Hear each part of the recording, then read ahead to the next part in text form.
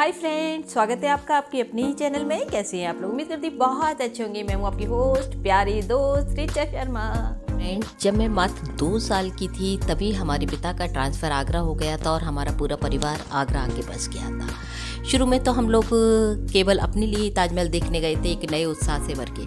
फिर उसके बाद तो जैसे एक क्रम बन गया, जब जब कोई रिश्तेदार आता था हमारे यहाँ तो ताजमहल जाते ही जाते थे। उस समय टिकट वगैरह भी बहुत आसानी से मिल जाती थी और बहुत आसानी से हम लोग ताजमहल के चप्पे चप्पे पे घूमते रहते थे। माना जाता है कि ताजमहल का निर्माण 1631 में शुरू हुआ था और 1653 में ये शानदार इमारत बनकर तैयार हुई थी। शोधकर्ताओं ने इस पर बहुत सारे शोध किए हैं और ये संसार में एक 7वां अजूबा माना जाता है, लेकिन इसमें बहुत सारे रहस्य ये अपने अंदर समेटा हुआ है। कहा जाता है कि ताजमहल के नीचे 1000 कमरे बने हुए हैं और एक दूसरा ये भी है कि ताजमहल बाहर से जितना ऊंचा दिखाई देता है, ज़मीन के अंदर भी वो उतना ही नीचे तक बना हुआ है। और इसकी नींव आपको पता होगा कि लकड़ी आबनूस की लकड़ी की बनी है। ये होता है क्योंकि ताजमहल यमुना नदी के किनारे बना हुआ है और आबनूस की लकड़ी हमेशा पानी को अपने अंदर करती है और वो गलती नहीं है, वो मजबूत होती जाती है।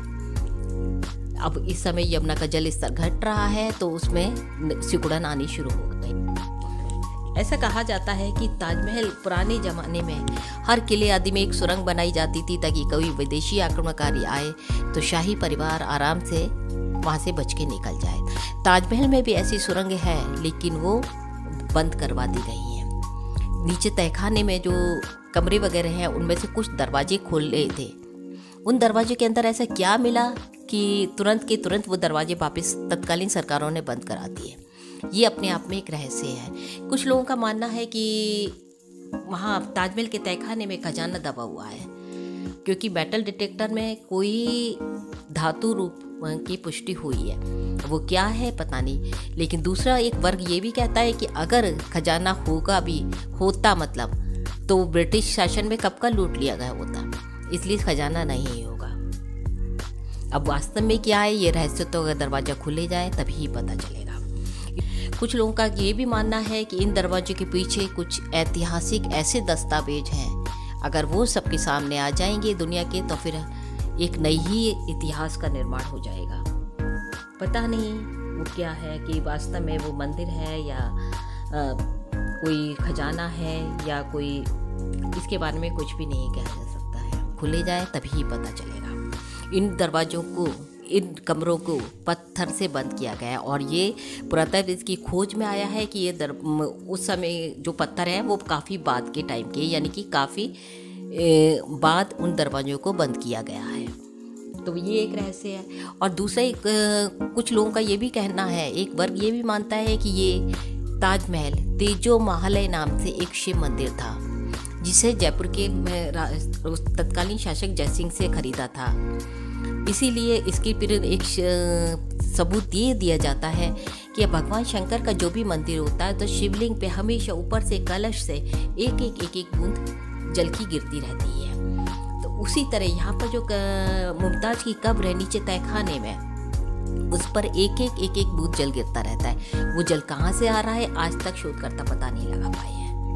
वहाँ पे हर समय नमी रहती है और ताजमहल के आसपास अजगर सांप आदि भी मिलते हैं, बहुत अत्यधिक मिलते हैं, जो कि शिव मंदिर के पास ही पाए जाते हैं। दूसरा एक सबूत ये है कि हमेशा मंदिरों में या तो त्रिशूल होता है ऊपर या एक कलश होता है। आप ताजमहल का गुंबद देखिए, ये यहाँ पे एक स्पष्ट कलश नारियल दिखाई आपको दे रहा है। पहले ये बिल्कुल शुद्ध सोने की थी, लेकिन लुटेरे द्वारा लूटने के बाद इसकी एक प्रतिकृति बनाई गई है। कहा जाता है दूसरा एक वर्ग ये भी कहता है पानी गिरने के पीछे कि जब शाहजहां ने पूरी ताजमहल बनने के बाद उसको देखा, उसे लगा कि ये तो बहुत सुंदर इमारत है, उसने सभी मजदूरों के हाथ काटने का आदेश दे दिया।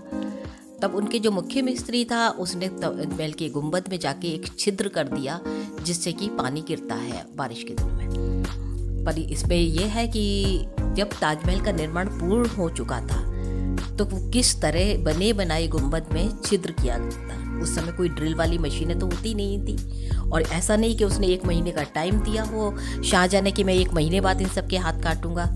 वरना तो सब लोग भाग जाते, कुछ भूमिगत हो जाते, छिप जाते। अब पता नहीं कौन सा क्या रहस्य है।